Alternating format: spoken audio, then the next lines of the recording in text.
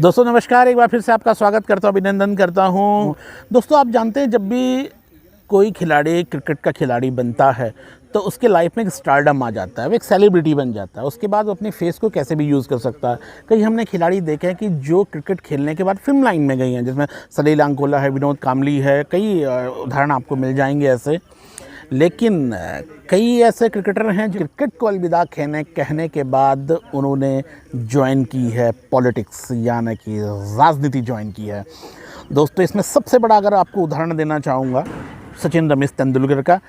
मैं सचिन रमेश तेंदुलकर जो राज्यसभा का सदस्य नियुक्त हुआ हूं, ईश्वर को स्मरण रखकर शपथ लेता हूं कि मैं विधि द्वारा स्थापित भारत के संविधान में सच्ची श्रद्धा रखूंगा।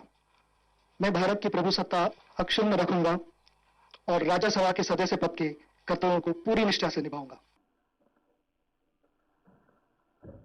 हालांकि वो किसी प्रत्यक्ष तौर पे नहीं जुड़े, बल्कि राष्ट्रपति के द्वारा राज्यसभा के लिए चयनित हुए और राज्यसभा में उन्होंने अपनी सेवाएं दी। 6 वर्ष का जो कार्यकाल होता है उसमें सचिन रमेश तेंदुलकर, क्योंकि वो सबसे बड़ा नाम है, और राज्यसभा जो कि उच्च सदन है वहाँ के वो सदस्य रहे। बात करें इसी क्रम में अगर मनोज तिवारी की बात करें, मनोज तिवारी एक बहुत ही बेहतरीन क्रिकेटर रहे हैं।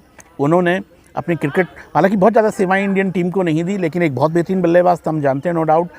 उन्होंने क्रिकेट से निकलने के बाद टीएमसी पश्चिम बंगाल में इस राजनीतिक पार्टी को ज्वाइन किया है और अभी भी वो अपनी सेवाएं दे रहे हैं। इसके अलावा अगर बात करें हम गौतम गंभीर की, जो कि बीजेपी टिकट पे नई दिल्ली से सांसद हैं और बहुत अच्छे उनके कार्यों को अक्सर हम सोशल मीडिया या अन्य मीडिया के माध्यम से देखते रहते हैं, सुनते रहते हैं। एक बड़ा नाम है मंसूर अली खां पटौती। इन्होंने भी क्रिकेट को अलविदा कहने के बाद राजनीति की ओर गए। 2 बार लोकसभा का चुनाव लड़ा और दोनों बार हालांकि इनको सफलता नहीं मिली, तो इनका राजनीतिक कैरियर बहुत जल्दी समाप्त हो गया। एक बड़ा नाम जिनको कि आप खासकर कॉमेडी में भी अच्छे जानते हैं, सिक्सर सिद्धू के नाम से प्रसिद्ध हैं, नवजोत सिंह सिद्धू, जो कि अमृतसर से विधायक रहे और आपके कल्चर मिनिस्टर भी रहे, आपके टूरिज्म मिनिस्टर भी रहे नवजोत सिंह सिद्धू।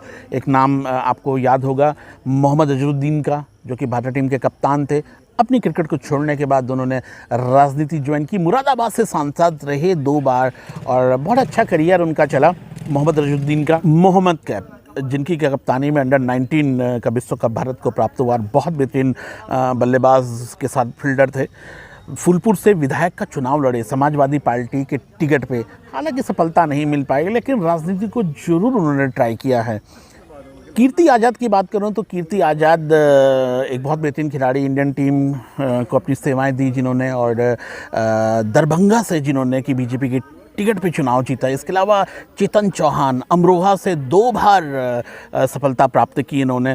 साथ ही बात करूं मैं आपसे मनोज प्रभाकर की। मनोज प्रभाकर हालांकि कोई चुनाव नहीं लड़े हैं फ़िलहाल, लेकिन फ़िलहाल उन्होंने क्रिकेट को अलविदा कहने के बाद भारतीय जनता पार्टी का दामन थमा हुआ है। साथ में बात करूं बेहतरीन बाएं हाथ के बल्लेबाज विनोद कामली। विनोद कामली लोक जनता पार्टी से विधायक का चुनाव लड़े महाराष्ट्र से, हालांकि सफलता उनके हाथ नहीं लगी, लेकिन राजनीति में जरूर वो गए हैं। और मैं आपको बता दूं कि विनोद कामली न केवल राजनीति में बल्कि एक फिल्म आई थी अधर्म, उन्होंने उस मूवी में भी उन्होंने अभिनय का काम किया था। दोस्तों ये है भारत के परिप्रेक्ष्य में बात, लेकिन अगर मैं आपको श्रीलंका के परिप्रेक्ष्य में कहूँ तो 1996 का विश्व कप जिस कप्तान की कप्तानी में जीता गया, अर्जुन रणतुंगा श्रीलंका सरकार में रहे हैं पर्यटन मंत्री। और देखिए सबसे बड़ा धमाका, सबसे बड़ी धमाके की बात कहूँगा कि पाकिस्तान के जो वर्तमान वज़ीर आला यानी कि जो वहाँ के प्रधानमंत्री हैं,